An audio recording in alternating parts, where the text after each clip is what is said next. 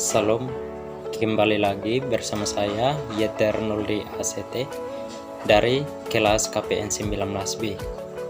Nah, dalam video ini saya akan menjelaskan tentang bahan kajian yang sudah diberikan ibu kepada kami, yaitu ada 3 topik yang saya harus membahasnya atau meringkasnya.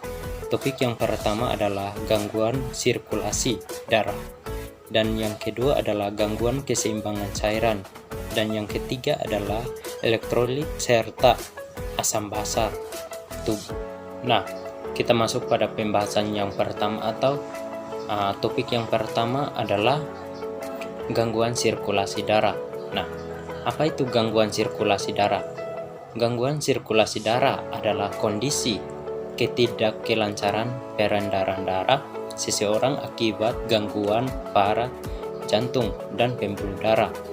Beberapa faktor penyebab gangguan sirkulasi darah yaitu terdapatnya plaque erythematosus, kekentalan darah yang tinggi, dan kurangnya elastatis di dinding pembuluh darah.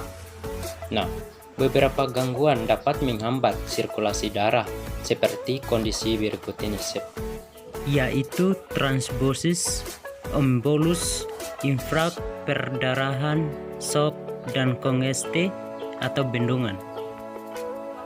Untuk ringkasan topik yang kedua, yaitu tentang gangguan keseimbangan cairan. Nah, kita berbicara tentang cairan. Nah, kita harus tahu cairan masuk ke dalam tubuh dapat melalui makanan, minuman, dan cairan intravena yang didistribusikan ke seluruh bagian tubuh. Keseimbangan cairan berarti adanya distribusi yang normal dari air tubuh total ke seluruh bagian tubuh. Perubahan atau gangguan akan menyebabkan ketidakkeseimbangan cairan, baik berupa kekurangan cairan ataupun kelebihan cairan. Untuk menjaga keseimbangan cairan, maka cairan didistribusikan dibagi dalam 2 kelompok, yaitu cairan ekstrasel yang terdiri dari cairan intrastisial, cairan transseluler, dan cairan intravaskular, serta cairan intrasel yang berada dalam membran sel.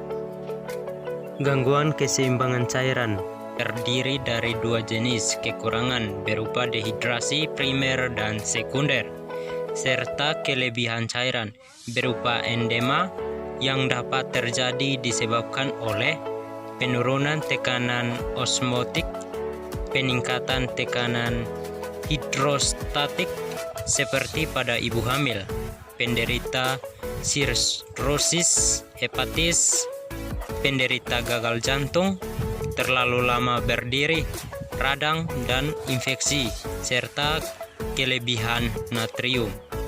Beberapa elektrolit penting dalam tubuh harus dijaga keseimbangannya, seperti natrium, kalium, kalsium, magnesium, dan bikarbonat.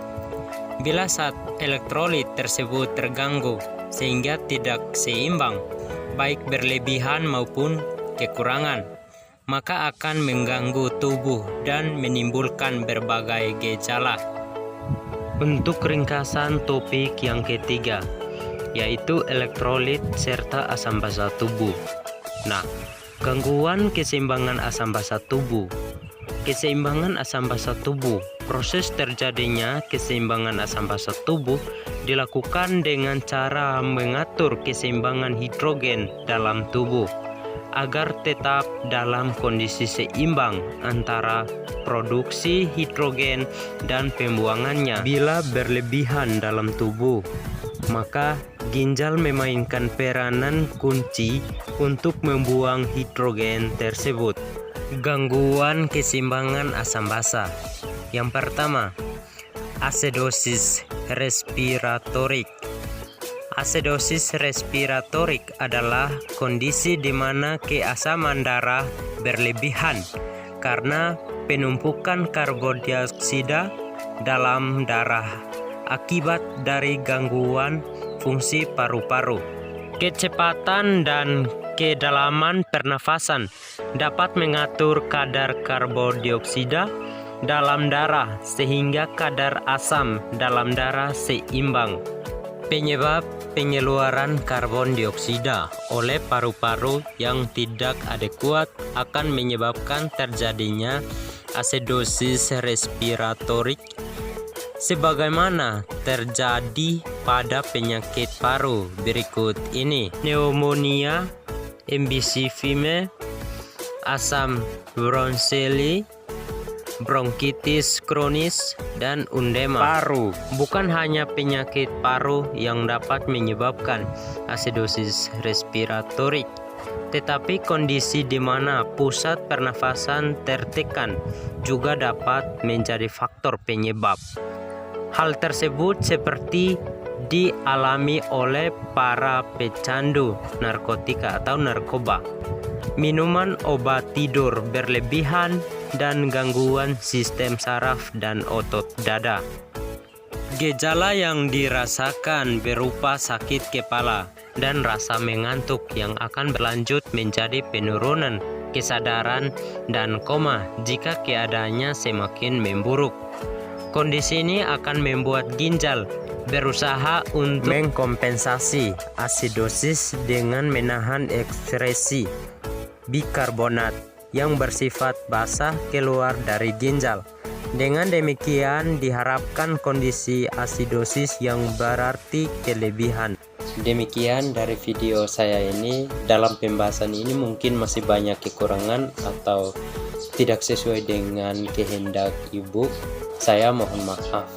Terima kasih.